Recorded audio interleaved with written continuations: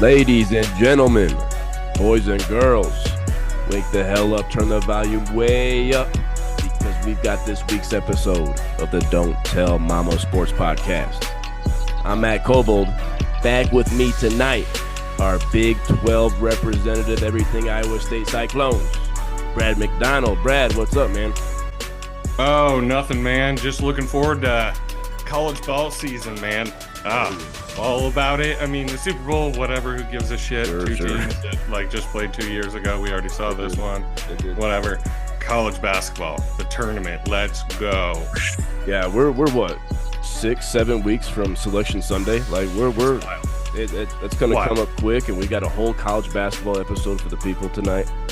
How do you feel, first, before we get into tonight, how do you feel about that beyond half-court buzzer beater that Caleb Love sunk on your Iowa State Cyclones the other night to send it into overtime and then win? I'm going to send animal feces to your house in the mail. Hey, what kind of animal? Oh, whatever the most exotic, smelly one I can find with a poor diet. Put it that way. There's websites for that. You can send poop online. It's a real thing. Yeah, I looked it up. So I wonder how much that would cost somebody. I wonder. Worth every penny. Caleb Love, though, 1 of 10 from 3 up until that half-court buzzer beater descended into OT. Yeah. That was a good game, though. Good game. Yeah, I won't lie. I mean, we talked the next day. I definitely fell asleep before the end of the game, and then I saw the highlight right away in the morning, and I was like, screw this. I'm not watching. So I will admit I did not watch the second half, and I'm one of those people, if I know my team lost, I won't watch the replay. Can't look into it. Yeah. No, I can't. And it's another heartbreaker like that. I mean, losing to Auburn on the last second tip in early in the year, and then this one, realistically, they could have 2 more wins right now. Yeah, could be easily maybe not easily, but could be an undefeated team. But definitely, your Cyclones are in my small group of national championship contenders, no doubt about it. They got the veterans in the backcourt that can score. They got the big men, the NBA talent, possibly. Yeah. Iowa State checks all the boxes for me, Brad. Same, dude. Same. I'm so excited for the rest of the season. I've been pretty excited for college basketball, too, because I'm right here in the Mountain West Conference and a little bit of Big 12. I'm about 40 minutes from Boulder. And, I went up there on Tuesday night. Me and my father-in-law, Rich, he actually went to Arizona State. He's an old Sun Devil. Hadn't seen the Sun Devils since he was a student. Hadn't seen him in person since then, so that was an awesome time with him. But it was a good game. Colorado, Arizona State came down to the final shot. Arizona State won this game 70-68. They lost their leading scorer, B.J. Freeman, early. Went down with the injury. Adam Miller, he stepped up. I don't know if we remember him from Illinois. But Adam Miller had 18 points, 6 assists, 4 of 5 from 3.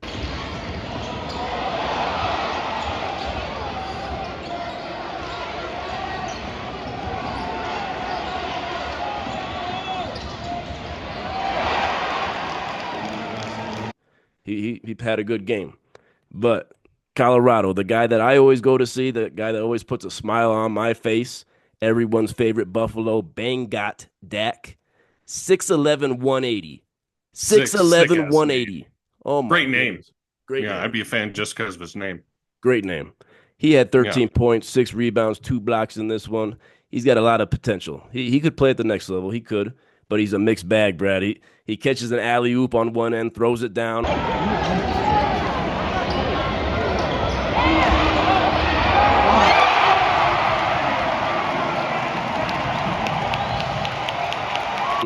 Just to get mowed over at the other end by Arizona State's big man.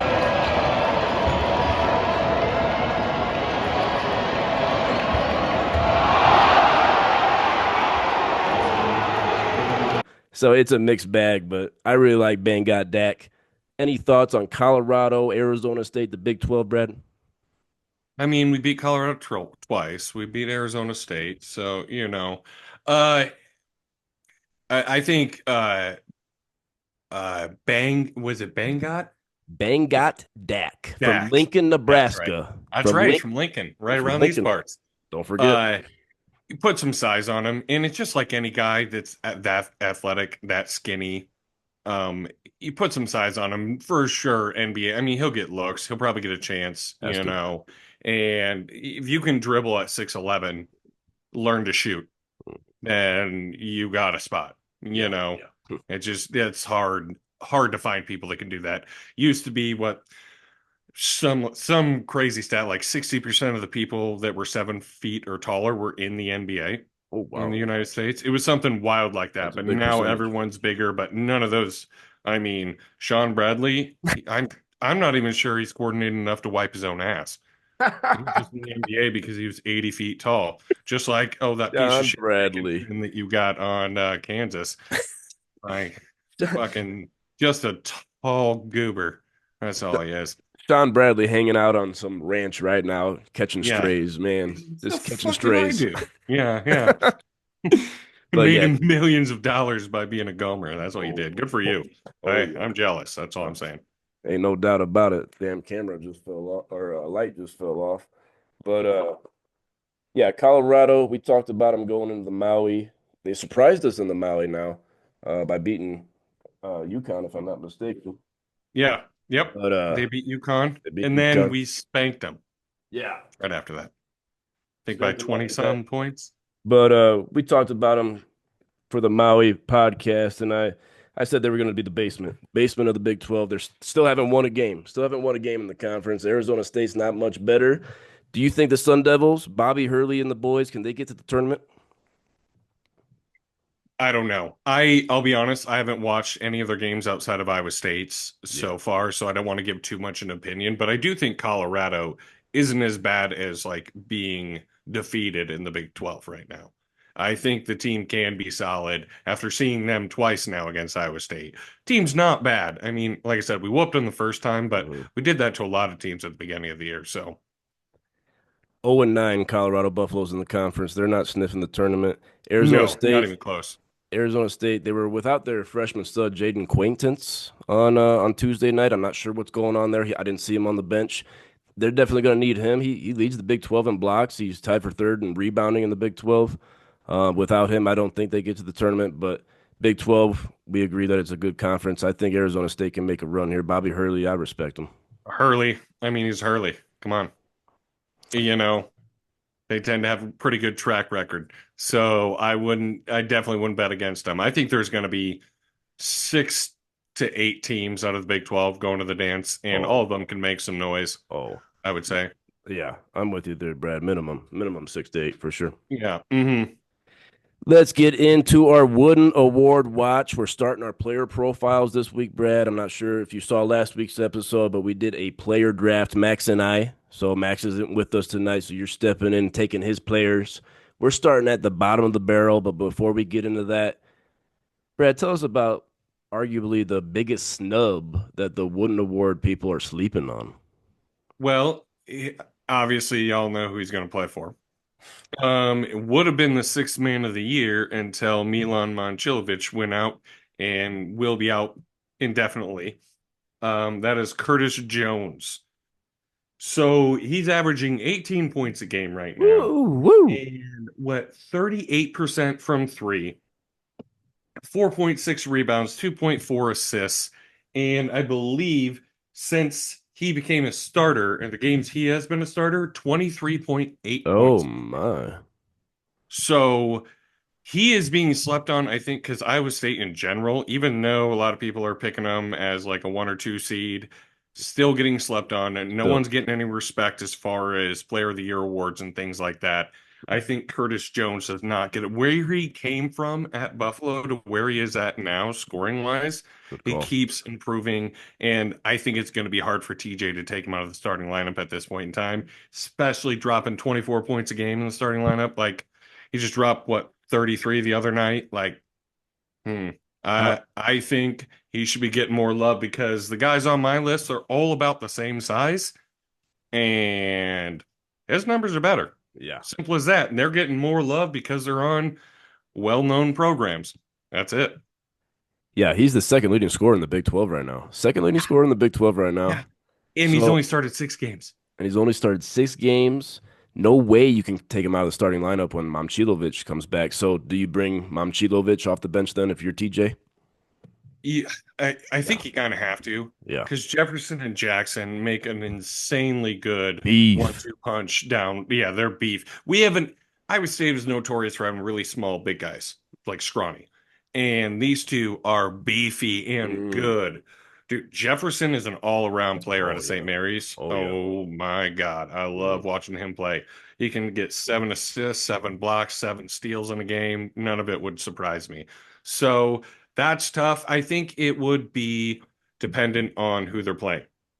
So if you're going like a small ball lineup, maybe I would be fine with Jefferson, bring Jackson off the bench if they don't have a big guy, and have Milan at the four because he is 6'8", He is big. you Yeah. know. So it's tough, but at this point in time, I don't know. He played starters minutes even when he was off the bench, but I don't know. We were winning with him on the bench too, so I don't know the answer to that. I'm cool either way, but he just deserves some more respect. Yeah, deserves more respect. Curtis Jones of the Cyclones. I'm also going to throw in Danny Wolf of Michigan. I like his game.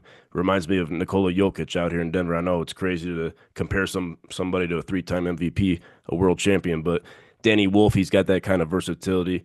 So Michigan's having a solid season. They're going to keep improving. More chemistry there with Dusty May. But my first guy for the Wooden Award watch this season is going to be Texas A&M Aggie Wade Taylor the fourth. He's 6 foot. He's only 6 foot. I was kind of surprised by that. Only 6 foot, 180-pound senior from Dallas, Texas. This year he's averaging 14.5 points. That is his lowest since his freshman season and second on the team. He's not even leading the Aggies in scoring this season. 3.2 rebounds, 4.6 assists. That's pretty solid. That's a career high and fifth in the SEC, or those 4.6 assists. He is shooting 36.5% from the floor. That's his lowest since his freshman season. 32.3% from three, lowest since his freshman season. But a 90% from the free throw line. That's a career high. So he's getting it done from the career high from the free throw line, but from the floor, not as efficient this season. We know Wade Taylor. We had him in this segment last season, so we've been talking about him for a while. I thought he was a fifth-year senior, but he's only been there 4 years. Microwave scorer, deep range, blazing speed. He's athletic, very consistent. Brad, very consistent scorer. Only 2 games this season where he failed to surpass 10 points. So he's going to give you double figures, even though he's only averaging 14.5. I sorry, with those, and if you're only going to average 14 and a half points a game, you have to have some stat that's higher than five.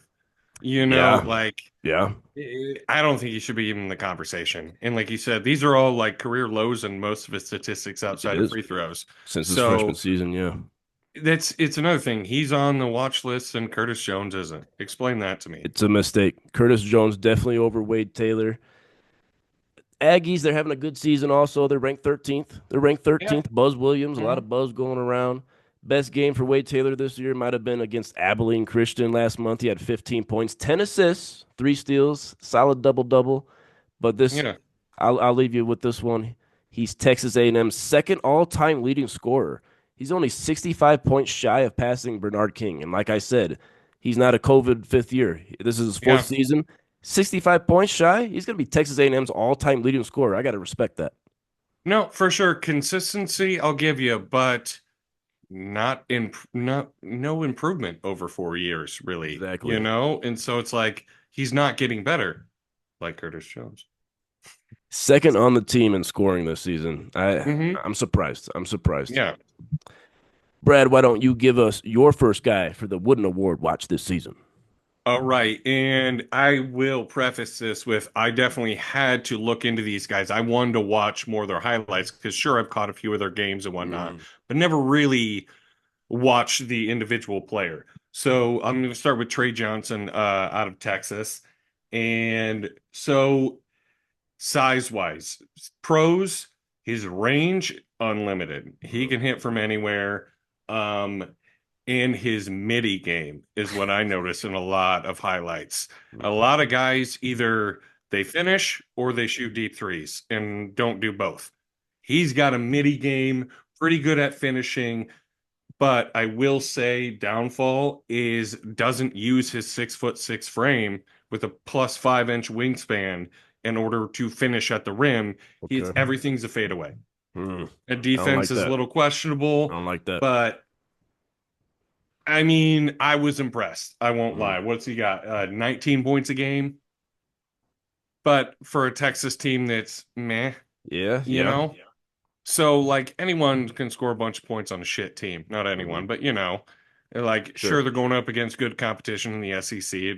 So 19 points a game is nothing to um, shit on by any means. But I think other stats, what, 2.6 rebounds at 6'6"? Come on. Not good enough. Come on. That shows he has the Hmm. potential to be amazing, but maybe with his assists being 2.2, rebounds 2.6, and inability to take it to the rack hard, I Yeah. say shows lack of effort. He's going off of all of his natural skills. So I think potential is absolutely through the roof, but on a team that's that, eh, eh, Yeah. eh. Yeah. SEC's, I mean, this might be the best conference we've ever seen, and he's Mm-hmm. leading the SEC in scoring. He's leading the Yeah, SEC in scoring right now. You got to respect that for sure. Texas right now, Brad, 14-7, 3-5 in the SEC. Are they going dancing? probably. I Probably. mean, I think they're good enough Yeah. too. And the thing is, getting any road wins in the SEC this year is going to be difficult. Oh yeah. So you have anywhere near 500 in the SEC, Hmm. even 3, 4 games under 500. I think you're getting in. I think Trey Johnson's going to be a lottery pick, if not a top Yeah. 10 pick. One and done for All sure. potential all day long. Yeah. Yep. Yeah, he's exciting to watch for sure, Brad. Yeah. Agreed. My next guy, I'm going to Mississippi State. Talking about Josh Hubbard. 5'11", 190. 5'11", my ass. I'm gonna give it 5'8", maybe Yeah. 5'7". Okay. Probably. I've taken bigger shits than him. He's a little guy. He's a little guy. Listed at 5'11", 190. He's a sophomore from Madison, Mississippi. Averaging 17.3 points per game this season. That's tied for eighth in the SEC. But Brad, like we talked about it, the ancillary stats: 2.2 rebounds, 3 assists, point 0.8 steals. That's not a lot. That's not a lot. But damn Yeah. it, he can fill it up. Josh Hubbard can fill it up. He's electrifying. 7 games over 20 points this season. Last night against Alabama, I turned that baby on. Career high 38 points. Career Mm-hmm. high 38 points from Josh Hubbard last night against Alabama. 14 of 28 shooting, 50%. 4 of 4 from the line, 6 of 15 from deep. Super shifty and tough to stay in front of. Alabama put 6'11" Jaron Stevenson on this guy for a while. 6'11" Jaron Stevenson was guarding him for a while. 3 level scorer. I like my pro comparisons here. I feel like he's maybe a less distributing Jalen Brunson, more athletic, better scoring Kyle Lowry. Definitely built like Lowry, obviously short. Yeah. More Definitely built skilled like Nate Lowry. Robinson. More skilled Nate Yeah. Robinson, maybe. But Mm-hmm. Josh Hubbard, he was second team All SEC last season as a freshman. 17.1 points per game last year. Mississippi State, the Bulldogs, they're number 14, looking for their third straight tournament bid. What do you think about Josh Hubbard and Mississippi State this season? Impressed, obviously. The 38 the other night. He had been struggling recently. I believe his 3-point percentage had been way down and just overall shooting percentage the last few games before he finally blew up again. I think he's someone that's in need of a true point guard because he's had to Mm, handle a lot of the duties and he's not a point guard. And so as an off-ball guard, fantastic, but he's playing outside position right now. If he had a true point guard, I think he would be putting up more points, honestly. yeah, Josh Hubbard, he can fill it up. He was the last guy drafted in our draft, 25-player draft. Someone's got to be last. Josh Hubbard, over 17 a game, but those ancillary stats aren't really there. I'd have definitely put Mhm. Curtis Jones on here over Hubbard. 100%. Give me our last guy this week for the Wooden Award watch there, Brad. And I believe, yeah, we're in the SEC, all 4 of them here. Staying in the SEC. Yeah, I know. Unfortunately, I had to watch this shit, and both of mine were ex Big 12. That's So true. screw you for that. Um, so Hey. Jeremiah Fears, again, haven't watched a ton of him individually. I've watched a few of Oklahoma's games, Hmm. and he's another one. he's doing more than Trey Johnson effort-wise, I would say. But Okay. at 6'4", 16 points a game, well, 15.9 points a game. Passing's great, versatility, but uh he like one thing I noticed when he was finishing at the basket is really difficult right hand layups Mm, from the left side. okay. So I think like I saw something saying that he had like a good left hand. I was like, I just watched all of his highlights and he shot moronic left-sided layups Right-handed. with the right hand. So I Interesting. think he needs to work on his left hand, maybe a bit selfish and only 27.1% from three-point range. E. E. Like, yeah, Mm, yeah. But ancillary like numbers, like you're looking 3.9 rebounds, solid for a 6'4" guard, and 4.3 assists, pretty solid as well. So I think effort is better than I would say Trey Johnson, but I think a lot of times people get enamored with these young guys from major schools and put them on the list, even though like again, I went point. over all Curtis Jones's shit to start with, and he's nowhere near it Yeah. like overall player wise, and they're roughly the same size. Great point. Great point. Oklahoma, they're sitting half game behind Texas in the SEC standings, 15-5 overall, 2-5 in the SEC. We saw them be one of the last undefeated teams this year, the second or third last undefeated team, and then now they just kind of shit the bed a little bit in the SEC. Do you see them making the tournament? I do. Yeah. Um, Again, it's one of those things is like win your home games, and you can drop maybe a couple at home to big schools. Mhm. And if you win the rest of your home games, steal a few on the road, beat the shit teams on the road, you can get in. And their talent is definitely there where they could go. Like I was impressed with Fierce, don't get me wrong, Yeah. but it's just some of the things I think is like overhyped. Again, when I Mm. watched college basketball, I was like, why is he not on the list and some other players aren't? Totally. Yeah. Totally. Always going to be that argument. Always. Yeah. Let's finish this week's episode of the Don't Tell Mama Sports Podcast with some college basketball game picks. We got three big games on Saturday to breeze through. First one, Saturday, 10 a.m. Mountain Time on ESPN. The number 5 Gators of Florida are heading to Tennessee to play the 8th ranked Vols. Florida's 18-2, 5-2 in the conference. They got four guys averaging double figures, led by senior Walter Clayton Jr., averaging 17.8 points per game. Tennessee, they're 17-4, 4-4 in the SEC. Also have four guys averaging double figures, led by super senior Chaz Lanier, also at 17.8 points per game. Florida at Tennessee, a top 10 matchup Saturday morning. Brad, how you feeling? So normally, like I was kind of go through the picks here, and I was kind of gonna go straight home teams again, Mm-hmm. especially in the SEC. It's so tough, but I think Tennessee is completely overrated. They Ooh, can't score, dude. spicy. Like they haven't been. They've shot. Oh, what is the? They had three of the four transfers from this year were shooting over 37% from three-point range coming in, and they're like 20 some low 30s right now Dip, combined. big dip. And that's what's been killing them is they can't score. I mean, they got their ass whooped by Florida. Oh 30 yeah, point loss. They scored 43 points in the game. that was an ass beating. I gotta Yeah. pull that. I gotta pull that up. But go ahead. Yeah. So like Florida, this is the best start since 13-14 season where they went to the Final Four. Um, I would say it's kind of similar to what we're talking about with Mississippi State. Lack of a point guard might cause turnover issues, but they're the seventh lowest turnover Mm, percentage in the SEC, but okay. seventh lowest. So you're right in the middle of the pack. Yeah. And that's, kind of shows lack of point guard.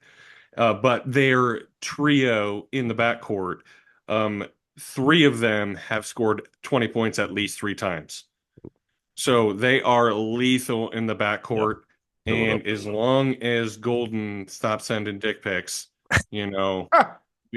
they should be good. The greasiest lurch in the game this season, Todd Golden, the head man Yeah, for the Gators. just slanging fucking helicopter dicks all over co-eds in Florida. Greasiest lurch in the game this year. Todd Golden Yeah. for sure. Oh, but he was cleared from all I allegations. I Yeah, I, I I bet saw some that. chick has a picture on her phone to prove otherwise. I'm I just saw saying. I saw Yeah. that this week. Hopefully due process was done there. But Yeah, yeah, well, it's like interesting. one of those things. It's like, is it gross? Yes. Did he violate rules? Maybe not. You know what I mean? Maybe So not. it's like, I think it's one of those things. But again, I don't Interesting. know. But when you have multiple allegations of you showing your dong to people, Yeah, it's too stalking, much. whatever, it's, Yeah, stalking. yeah. Yeah, One too much. person says it, you know.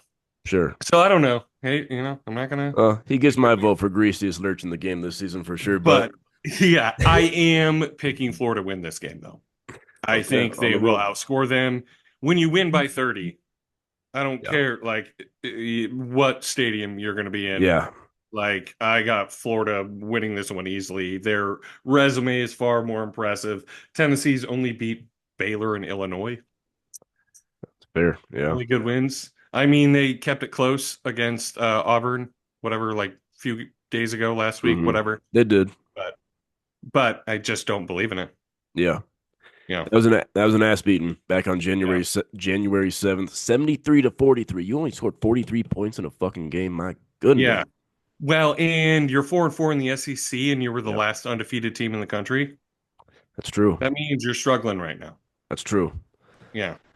But Brad, after saying all that, Damon, I got to go opposite. I got to go opposite of you. I'm taking that. I'm taking the building. I'm taking the building. Their first 11, they won their first 11 home games, all by double digits. They just lost to Tennessee at home this week. I don't think they're going to lose two in a row. My guys like Kai Ziegler, Chaz Lanier, that backcourt's pretty solid. I'm going the Vols at home. Rick Barnes, I respect him too.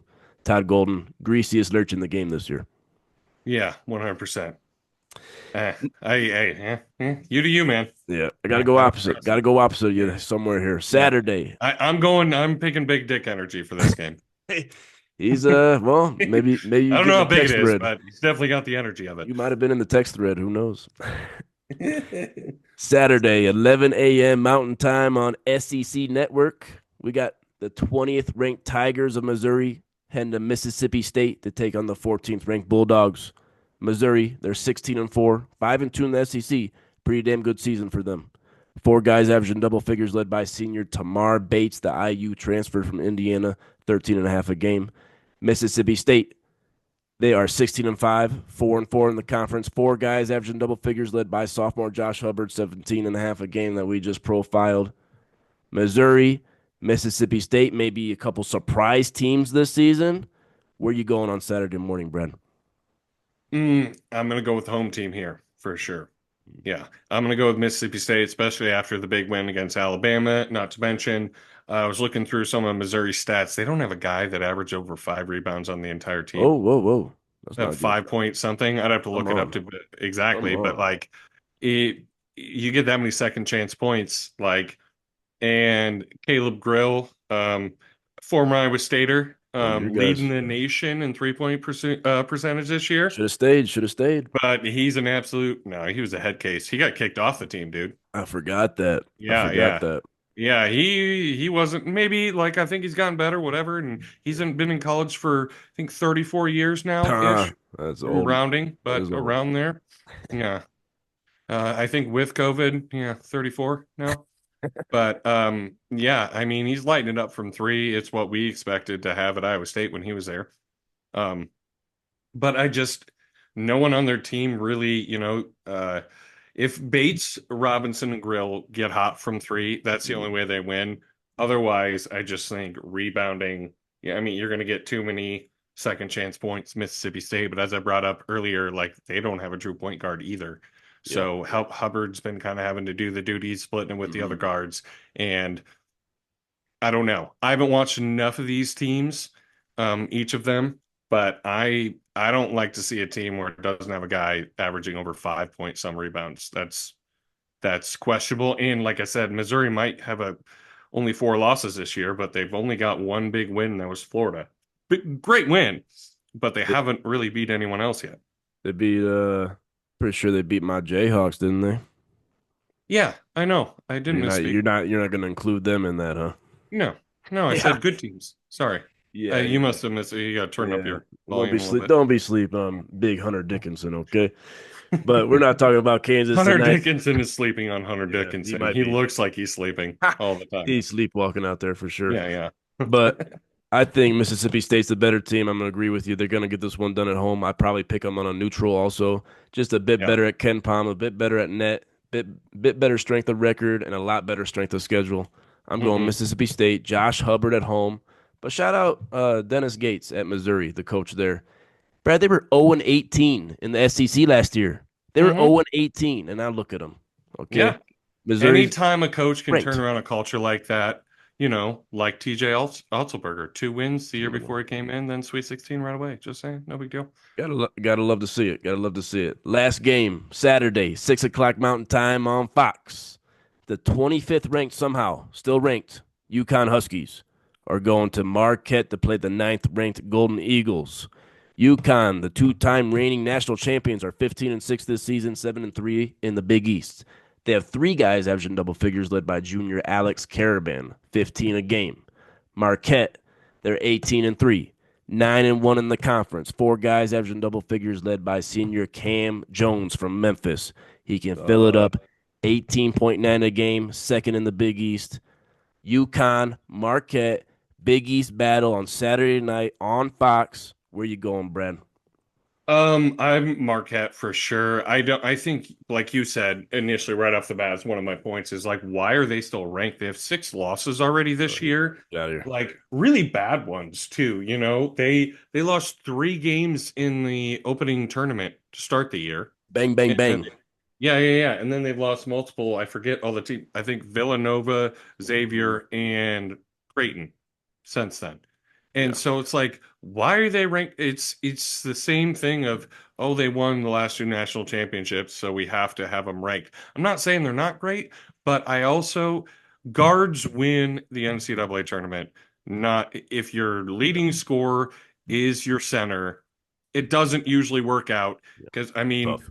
otherwise, I'm pretty sure Zach Edey might have a national championship or two. True. Just saying. True.